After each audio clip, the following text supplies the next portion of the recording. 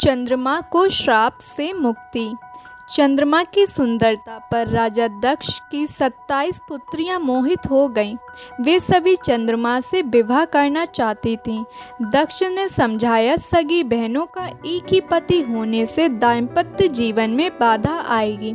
लेकिन चंद्रमा के प्रेम में पागल दक्ष पुत्रियां जिद पर अड़ी रहीं। अश्विन सबसे बड़ी थी। उसने कहा कि पिताजी, हम आपस में मेल जोल से मित्रवत रहेंगे, आपको शिकायत नहीं मिलेगी। दक्ष ने 27 कन्याओं का विवाह चंद्रमा से कर दिया। विवाह से चंद्रमा और उनकी पत्नियां दोनों बहुत प्रसन्न थे।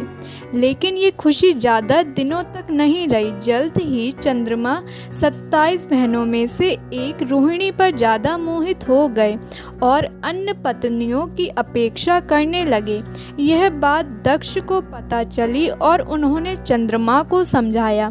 कुछ दिनों तक तो चंद्रमा ठीक रहे, लेकिन जल्द ही वापस रोहिणी पर उनकी आसक्ति पहले से भी ज़्यादा तेज हो गई। अन्य पुत्रियों के विलाप से दुखी दक्ष ने फिर चंद्रमा से बात की, लेकिन उन्होंने इसे अपना निजी मामला बताकर दक्ष का अपमान कर दिया। दक्ष प्रजापति थे, कोई देवता भी उनका अनादर नहीं करता था। क्रोधित होकर उन्होंने चंद्रमा को श्राप दे दिया कि तुम क्षय रोग से मरीज हो जाओ। दक्ष के शाप से चंद्रमा क्षय रोग से ग्रस्त होकर धूमिल हो गए। उनकी चमक समाप्त हो गई। पृथ्वी की गति बिगड़ने लगी। परेशान ऋषि मुनि और देवता भगवान ब्रह्मा की शरण में गए। ब्रह्मा दक्ष के पिता थे, लेकिन दक्ष के शाप को समाप्त कर पाना उनके वश में नहीं था। उन्होंने देवताओं को शिवजी की शरण में जाने का सुझाव दिया। ब्रह्मा ने कहा, चंद्रदेव भगवान शिव को तप से प्रसन्न करें। दक्ष पर उनके अलावा किसी का वश नहीं चल सकता। ब्रह्मा की सलाह पर चंद्रमा ने शिवलिंग बनाकर घोर तप आरंभ किया। महादेव प्रसन्न हुए और चंद्रमा से वरदान मांगने को कहा। चंद्रमा ने शिवजी से अपने सभी पापों के लिए क्षमा मांगते हुए क्षय रोग से मुक्ति का वरदान मांगा।